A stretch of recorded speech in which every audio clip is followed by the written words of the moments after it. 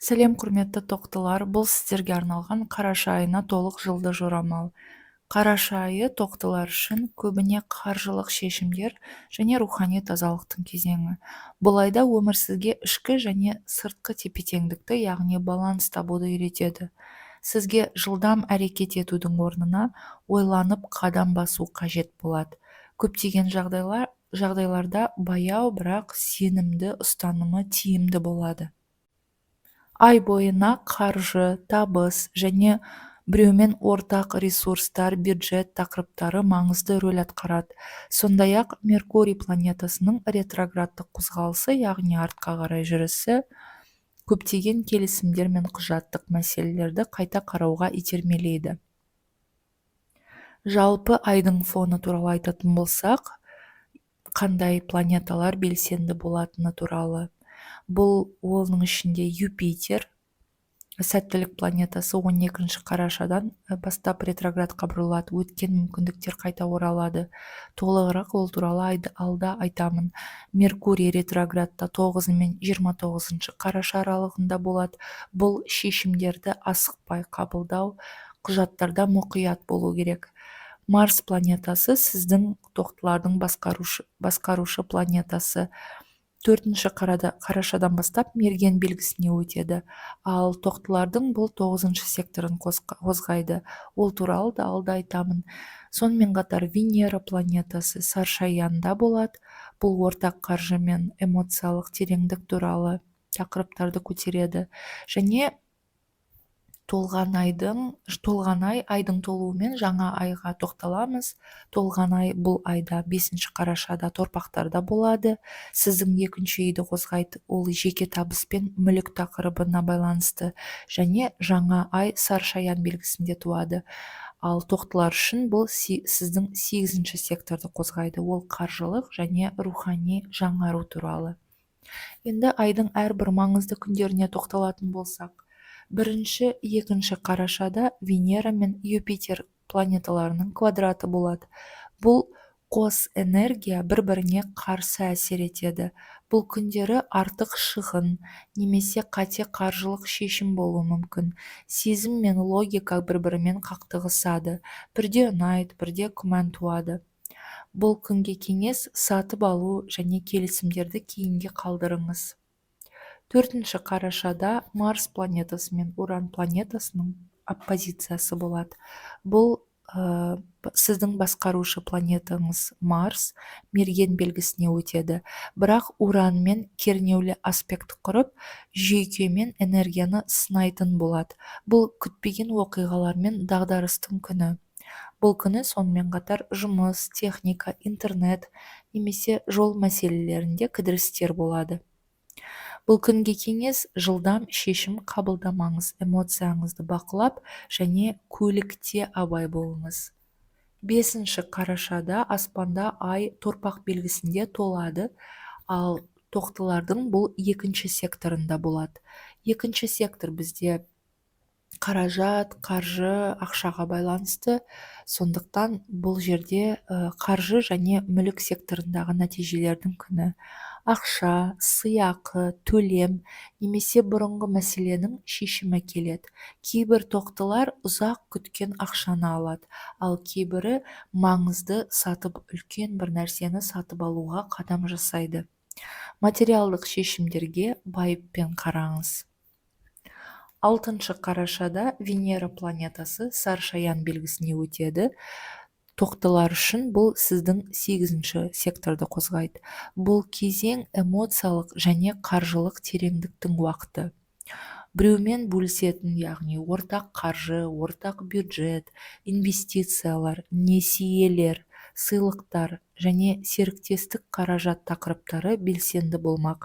Бұл айда сізге бір жолғы бонус, премия немесе күтпеген табыс келеді. Әр келісімді адал ниетпен жасаңыз. Алдамшылыққа ешқандай жол бермеңіз. 8 қарашада Уран планетасы 2-ші секторға қайтып оралады. Қаржы мен табыс жүйесінде жаңару кезеңі басталады. Жаңа табыс көзі немесе табысқа қатысты идея пайда болады.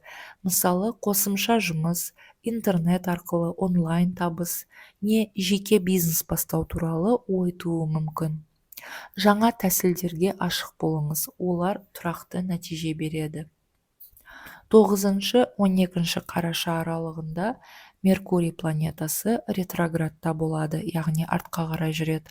Бұл кезеңде ескі келісімдер, төлемдер, құжаттар қайта қарастырылады. Сізге бұрынғы қаржы шарттарын немесе салық, қарыз мәселесін қайта қарауға тура келеді. Барлық жазбаша құжатты 2 рет тексеріңіз. Түсініспеушілік болса, уақыт сұрап дұрыстап ойланыңыз. 12 қарашада сонымен қатар Меркурий мен Марс планеталары қосылады. Бұл күн психологиялық серпіліспен шешімдер жасайтын күн. Ішкі санада үлкен түсінік пайда болады. Қай бағытқа бару керек туралы, немесе қай нәрсені аяқтау қажет екенін анық сезетін боласыз. Бірақ нақты іске асыру тек 2026 жылдың қаңтар айында басталады. Ол туралы бөлек видео болады. Бұл күнге кеңес және жоспарларыңызды қағазға түсіріп жазған дұрыс, бірақ әрекет етуге асықпаңыз. Сонымен қатар сол күні 12 қарашада Юпитер планетасы да ретроградқа бұрылады, артқа қарай. Юпитер бұл бізде сәттілік пен мүмкіндіктің планетасы. Оның артқа қозғалысы сізге ескі бастамаларды қайта көтеру мүмкіндігін береді. Өткен, тастап кеткен, немесе аяқтамаған, немесе қарастырмаған жобаларды қайта бастауға, бұрынғы серіктеспен келісім жасауға мүмкіндіктер келеді. Ескі идеяларды жаңа пішінде іске асырыңыз. 19 қарашада Меркурий мен Уран планеталарының оппозициясы болады. Бұл күн ақпараттық жарылыс, жаңалық, күтпеген хабар, есепшот не салық мәселесі туындайды. Жүйкеңізді сақтаңыз, асығып, ешкімге жауап бермеңіз. Тыныштық қазір сіздің басты қорғаныңыз. 20 қарашада аспанда жаңа ай туады. Жаңа ай саршаян белгісінде туады. Ал тоқтылардың 8 секторында болады бұл. 8 сектор бізде қаржы, бірақ бұл мысалы 2 сектор біздің жаңағы жалақы, жұмыс жасайтын орыннан келетін табыс туралы болса, ақша туралы болса, онда 8 үйдегі ақша мен қаржы ол біреу арқылы, жолдасыңыз болсын, алимент болсын, мемлекеттен алатын қандай да бір пособие сияқты нәрселер болсын, яғни біреу арқылы келетін қаржы туралы. Сондықтан бұл 20 қарашада, яғни жаңа айда сізде ортақ бюджет, біреумен бөлісетін ортақ қаражат, немесе сақтандырудан, немесе басқа да келісім шарттарды жаңа деңгейге өтетін уақыт басталады. Бұл күні жаңа бастама табысқа апарар жол деп айтуға болады. Инвестицияны тексерілген арна арқылы жасайтын болсаңыз, яғни қандай да бір жерге ақша салатын болсаңыз, міндетті түрде тексеру керек. 21 қараша күні Меркурий және қара ай қосылады. Бұл күн ақпарат және иллюзия арасындағы шекараны көрсетеді. Жалған хабарлар немесе алдау қаупі болады бұл күні. Бұл күнге кеңес, маңызды шешімдер қабылдамаңыз. Қандай да бір күмән туса, кейінгі уақытқа қалдырған дұрыс шешімдерді. 24 қараша күні Марс пен Ай түйіндерінің квадраты болады. Бұл кармалық күн, карма қиылысы деп айтуға болады. Бұрынғы шешімдер қайта алдыңызға келетін болады. Бұл күні қабылданған шешім жол айрығы іспетте. Ескі сценарийге оралмаңыз, жаңа бағыт таңдаған дұрыс болады. 28 қараша күні Венера мен қара ай қосылысы болады. Бұл эмоция мен қалаулар шектен шығады бұл күні. Қарым-қатынаста қызғаныш тууы мүмкін, ал қаржы сұрақтарында тәуекел болады. Сабыр сақтаған дұрыс бұл күні, эмоциядан туған шешімнен аулақ болыңыз. 2025 жылдың қараша айы қорытындылайтын болсақ, тоқтылар үшін ішкі және көбіне қаржылық сұрақтарда тепе-теңдікті қалпына келтіретін ай. Бірде тыныш, бірде күрделі, бірақ әрбір сәт сізге қандай да бір маңызды тәжірибе береді. Қараша сізге адалдық пен рухани тазалықты таңдауға мүмкіндік те береді.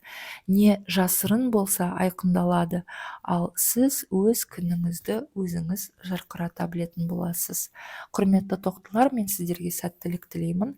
Арнаға жазылыңыз, қоңырауды басып қойыңыз. Алдыңғы уақытта 2026 жылға шыққан видеолар, жұлдызнамалар болады. Соларды уақытында көру үшін арнаға жазылыңыз.